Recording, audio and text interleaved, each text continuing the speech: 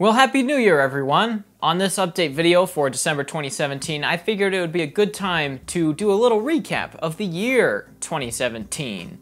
A lot of people are saying that it's a terrible year, or was an awful year. I thought, on the other hand, that it was pretty great. So some of the great things from this year include Texas and Florida getting devastated by horrible hurricanes.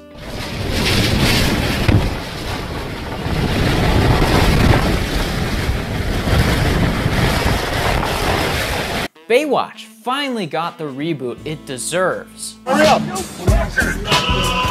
SJWs were a big thing this year. Humongous. Humongous what? Humongous. Humongous what? That's what it is. Humongous what? Is that sexual harassment? No, it's humongous. Then why did you say that to me? That's my name. Oh, what? This is the bad list? Wait a minute, hold on.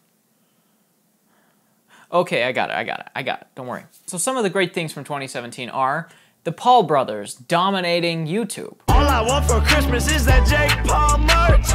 All I want for Christmas is a Jake Paul shirt. All she want for Christmas is JP, I'm a flirt. All I want for Christmas is a JP sweatshirt. Gordon Hayward snapping his ankle in half. Probably hit the biggest shot in Cavs history. They're going up. Oh my goodness. Hayward came down so hard. Okay, Hayward broke his leg. Hayward has broken his leg.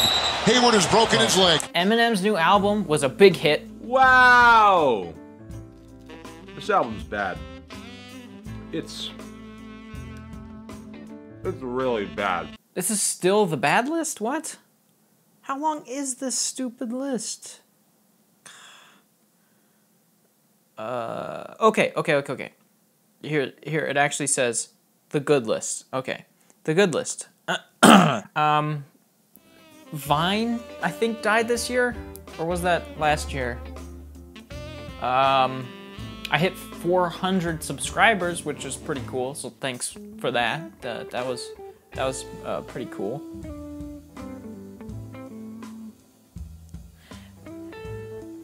Okay, so maybe there wasn't a whole lot of good things in general this year, but this year was a pretty fantastic year for movies. And if you know anything about movies, then you'll know that the award show movies, the big Oscar bait movies, come out in December of the end of the year. And it is, or was, December, so a lot of those movies came out, and I saw a lot of them. So let's just talk about that instead. So I saw way too many movies this month, so to keep track of it, I'm going on to letterboxd.com. It's not a plug. That's just what I'm gonna do. If you wanna find my page, you can do that as well and keep up with what I'm watching. But anyway, first thing I saw this month was a movie called Loving Vincent, which is a movie about Vincent van Gogh. Vincent van Gogh killed himself? How does a man go from calm to suicidal in 6 weeks?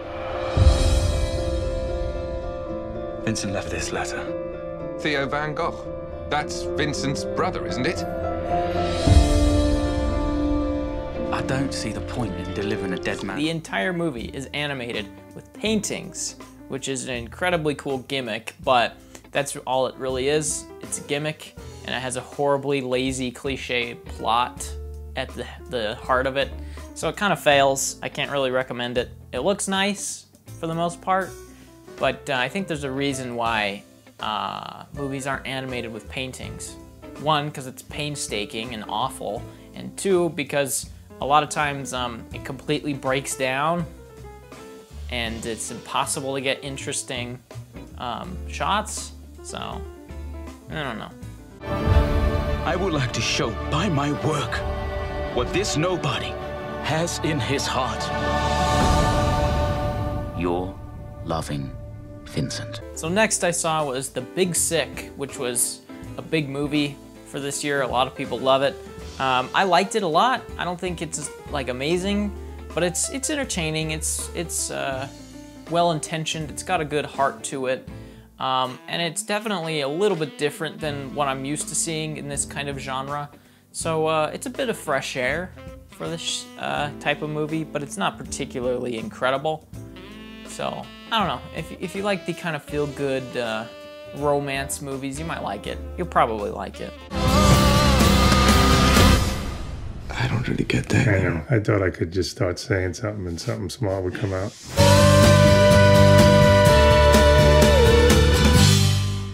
Next up was Coco. I remember distinctly saying in my last update video that I was not going to see Coco, and here I am seeing Coco, and I really didn't like it. But now I run like this, it's just way faster. Life sounds like... Well, eat your food. Here, have some more. No gracias. I mean, see? That's what I thought you said. It's like the most basic Disney movie you could possibly think of, except it feels more tired than normal. The Disney formula is alive and well, but it's starting to feel very dated and very tired, especially with this movie where most of the film doesn't have much of a story. The main conflict is that the boy wants to get to somebody who he thinks is his dad so that he can get to the land of the living again. And within the first 10 minutes, you already know the plot twist, and you know that the person he's going to is not going to actually be his dad. It's gonna be the person that he was with the entire time, and it's like painfully obvious. And then when that twist comes, and it like is this big dramatic moment with this music, it just hurt because I knew that the last hour of the movie where they were just walking about was completely useless because I knew where it was going. So I didn't like it, but it's Disney, so it's probably gonna win the Oscar for Best Animated Picture. I'm proud we're family! Go away, you! Go! It's just Dante. Never name a street dog. They'll follow you forever. Now, go get my shoe. Next up was Lady Bird, which is another one that's getting a lot of buzz for the Oscars, and it's another one that I liked a lot, but I didn't love. This one I didn't like for other reasons than The Big Sick. I hate California. I want to go to the East Coast. I want to go where culture is, like How New in the York, world did I raise such a or at least snob? Connecticut or New Hampshire, where writers live in the Get woods. into those schools anyway. Mom, You should just go to City College. You know, with your work ethic, just go to City College and then to jail, and then back to City College, and then maybe you'd learn to pull yourself up and not expect everybody to do everything. Lady Bird, is that your given name? Yeah. This one was just sort of lazily written, kind of. It's weird because the characters are really rich here, and the dialogue is really great, but the biggest issue I have is the story and the cinematography and direction. This is Greta Gerwig's first movie that she ever directed, and she did okay, I guess. A lot of the shots are just sort of static and boring, and the story is incredibly cliche. It even has moments where it's like, I'm going off with my new friends, and now, oh, my old friends hate me. Like, that plot point was literally used in Wish Upon earlier this year, where, oh, I'm going with new friends, but now my old friends hate me for no reason. So, it's definitely cliched, it's definitely trite and predictable, but Lady Bird was entertaining enough. Saoirse Ronan is incredible in it, and like I said, the characters are rich enough to get me through it, so it's all right.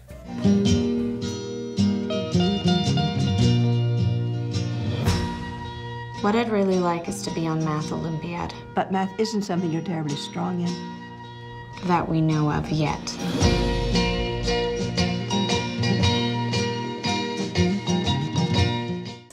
Next I saw Bushwick, which I did a couch commentary on. I didn't like it. Next up is The Disaster Artist.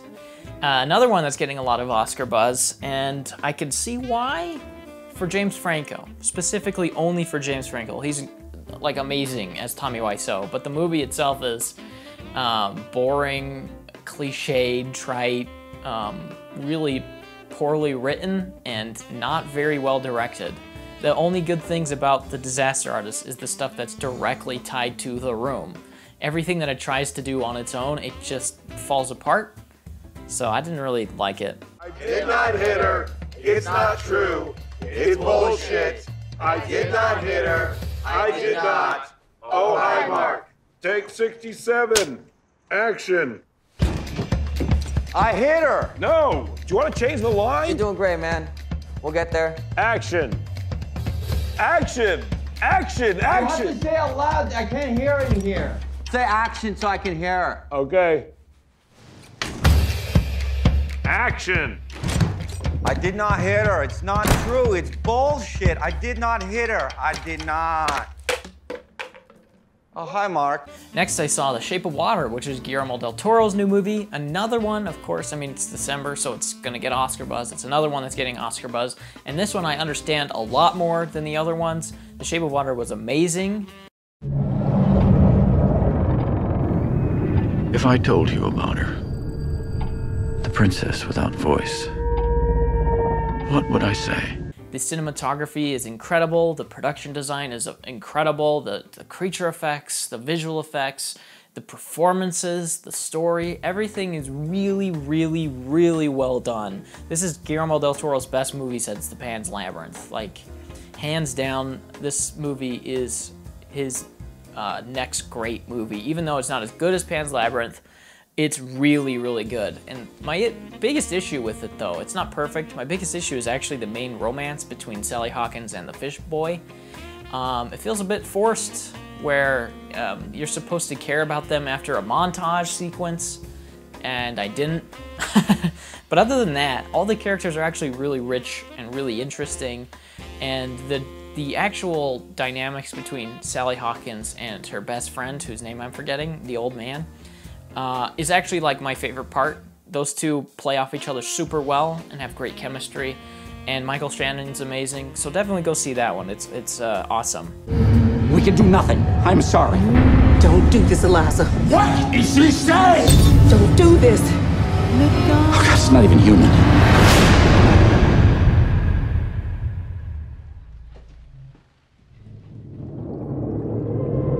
If I told you about her, what would I say?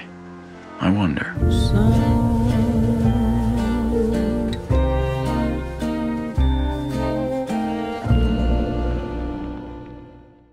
Next up, I saw Wonder Wheel, which is Woody Allen's new movie, and it sucked. Woody Allen has this tendency to have one good movie a year, and then the next year is like some terrible movie, and then another pretty good movie. Last year, Cafe Society was actually pretty charming. I liked it. But this year, Wonder Wheel is just bad, just stupid. Well, next up is Apocalypse Now, which I've never seen before. And it's pretty good. I liked Full Metal Jacket better. Apocalypse Now is a little bit more convincing in the way of making it seem more real, but there's a lot of fat to this movie that could just be trimmed out. It's very long, and a lot of it feels unfocused, but it's very convincing, has great performances, has interesting characters, has a really cool depiction of PTSD. I don't know if I should say cool for PTSD, but interesting. And a really harrowing depiction of Vietnam.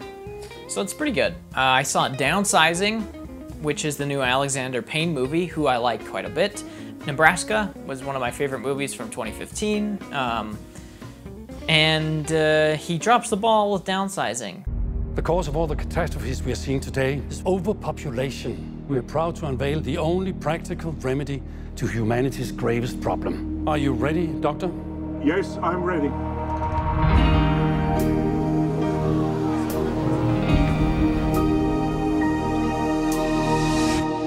Wow. That is wild, isn't it? It's just wild. The premise is super great, where Matt Damon's 5 inches tall. That should lend itself to some really wonderful visuals or some great comedic moments. And literally the second he becomes small, the movie completely falls apart. It turns into a horrible, generic plot, but he's just smaller. So I almost hated Downsizing. It gets incredibly dull near the end. It's a big waste of potential because the first act is actually really good, and I would recommend seeing the first 30 minutes or so, where it's just going through the process of becoming small. That stuff is great, but everything after that's just pitiful.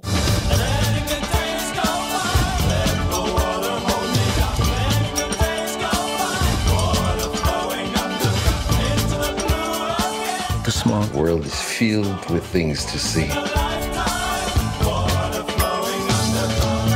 Same as it ever was. Sometimes you think we're in the normal world, and then something happens. Oh my God. And you realize we're not.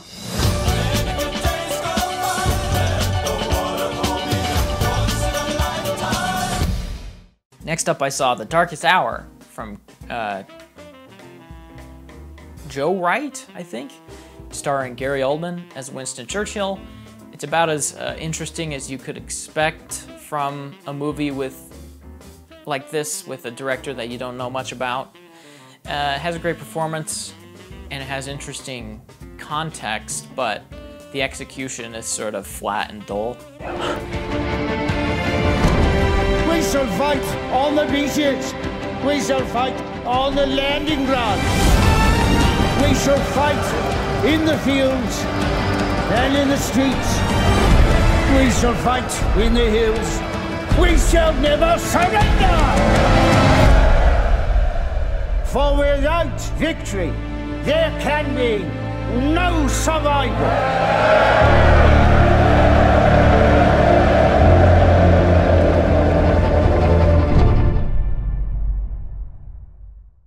Netflix has a new movie that everyone knows about already. It's called Bright, which was written by Max Landis and directed by David Ayer. And to my surprise, I didn't hate it.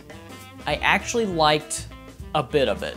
After the first half of the movie is really bad, and it really shoves in some terrible, heavy-handed political commentary that's just terrible. But the second half gets so weird and so off the rails that I kind of liked it. But next up is It's Only the End of the World, which is the new Xavier Dolan movie from last year, which only got a release until this year. Didn't get a release until this year. And it's on Netflix, so check it out. It's pretty good. I liked it a lot. 12 ans que j'y suis pas allé. 12 ans, tu peux vraiment pas les saquer, dis donc. Saquer? Non. La famille, quoi. Il arrive qu'on naisse chez des gens dont on ne comprend pas qu'ils nous soient proches ou reliés par le sang, et dont on s'éloigne, volontairement. 12 ans. Et tout à coup, l'idée d'un déjeuner. Rattraper le temps perdu, non. Prévenir du temps qui reste. 12 ans, c'est long. Et rien depuis. La mère, si, quelquefois. Et ma sœur, que je connais à peine, qui n'avait que 10 ans quand je suis parti. La belle-sœur aussi, femme de mon frère, charmante à ce qu'on dit. Et puis mon frère. Et pourquoi avoir peur d'eux, au fond? Ça pourrait être agréable. Has great characters, great writing, really interesting concept where a kid comes home to his family after being away for 12 years, and it sort of follows him interacting with his family and like learning what they've been up to, and them learning what he's been up to, and them kind of throwing their problems on him or blaming him for certain things. And all of that's really great, really interesting stuff, but it kind of is starved for locations. It's stuck in one house for the entire movie and starts to feel very repetitive because it's like he talks to one person at a time in like segments, it feels like. It almost feels like it was supposed to be a play. I didn't really do any research about this, but it feels like a play where it's just like one little area where he's talking to one person and then he moves to another one, and like that's the whole movie. And yeah, it's interesting because the characters are interesting, but that gets a little tiresome. So I don't know. I liked it. If that's interesting to you, you could check it out. Et qu'est-ce qu'ils feront quand je leur dirai? Quand je leur dirai que je m'en vais, que je ne reviendrai pas, de manière définitive, en souillant leurs souvenirs. Qu'est-ce qui se passera?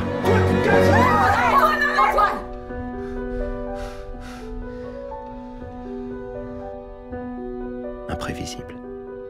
Et pourtant, ce n'est qu'un déjeuner en famille.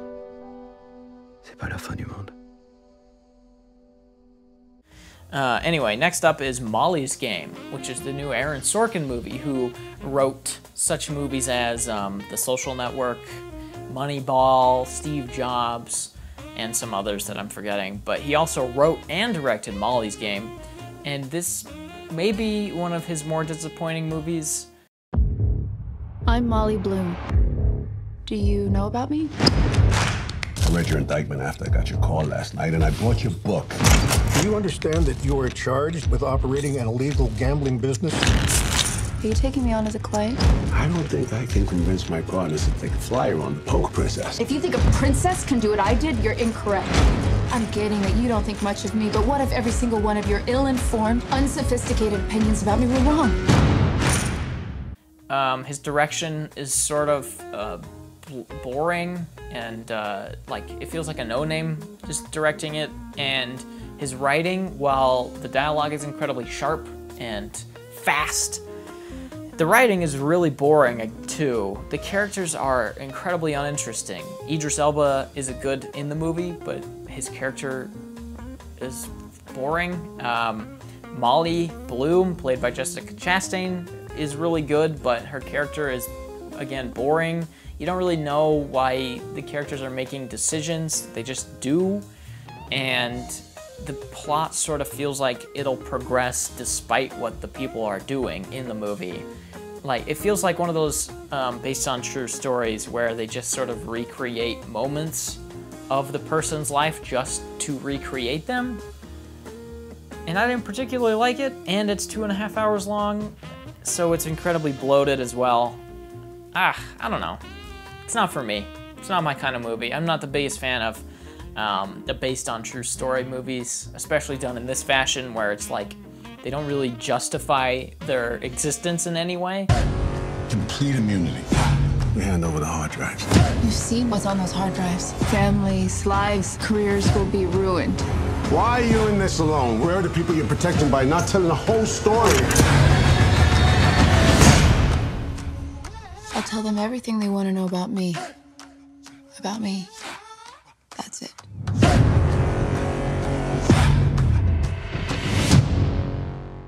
Next up is I, Tonya, which is a movie based on true events, which I liked a lot, actually. I almost loved this movie. It's incredibly entertaining, and this one does justify its existence as a movie.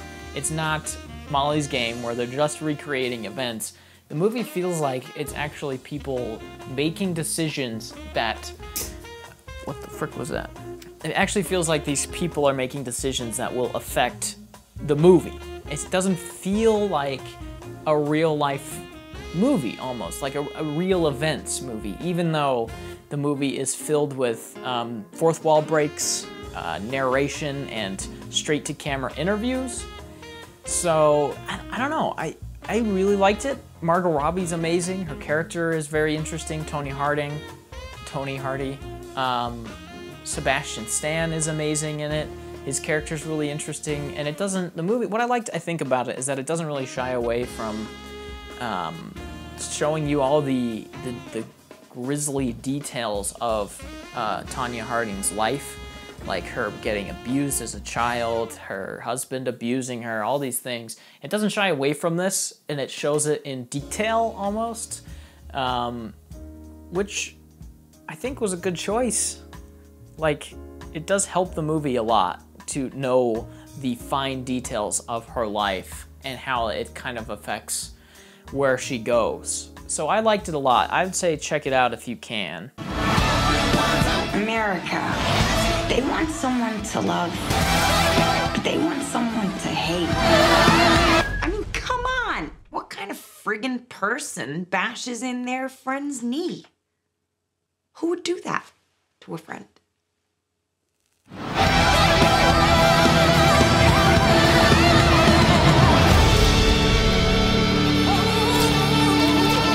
Stop that. Next I saw Margery Prime, which oddly enough is a Amazon Prime movie. That's pretty good.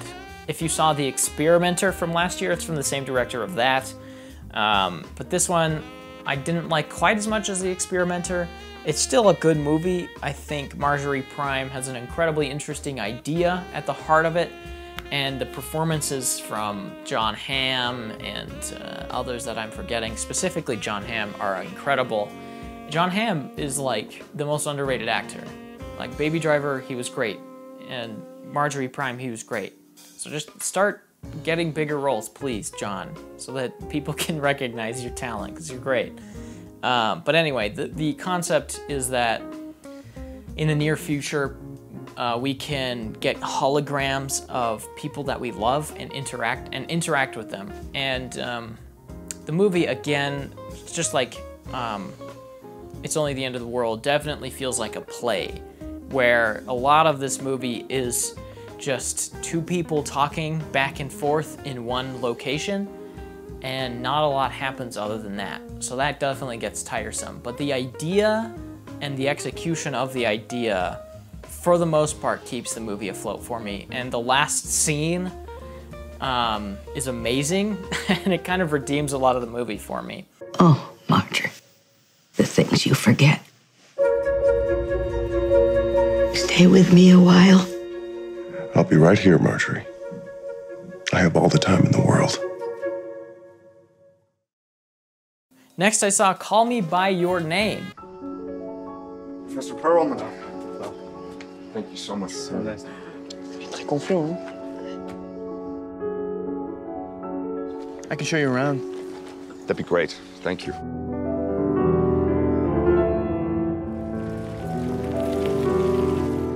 So what do you do around here? Which was a really great movie. Call me by your name and I'll call you by mine.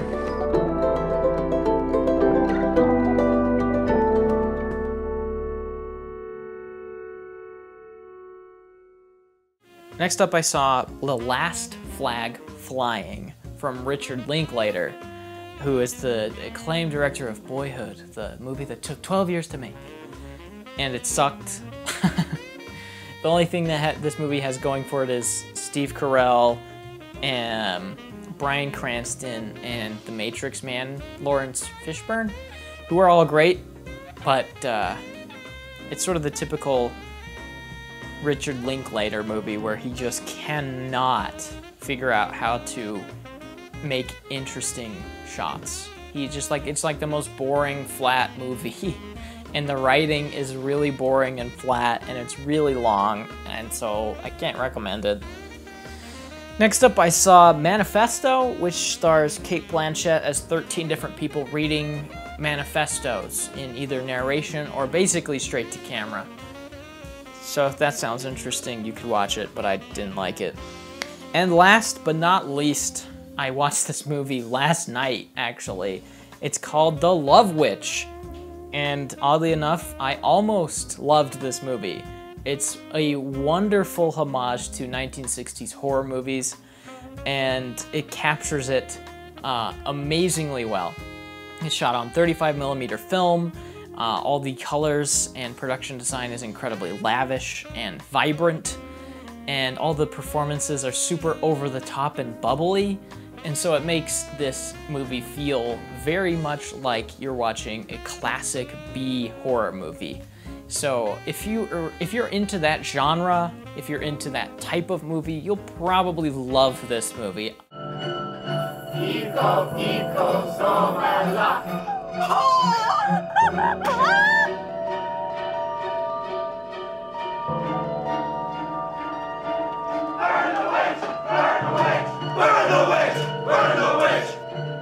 I would do anything for love.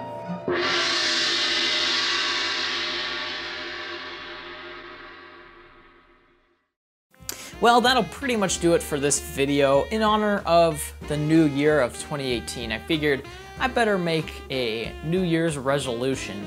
And my New Year's resolution for 2018 is to make more quality content that I'm proud to put out so that I can become more popular and rub my wealth and popularity in everyone's face. That's my New Year's resolution, and it's a totally serious one.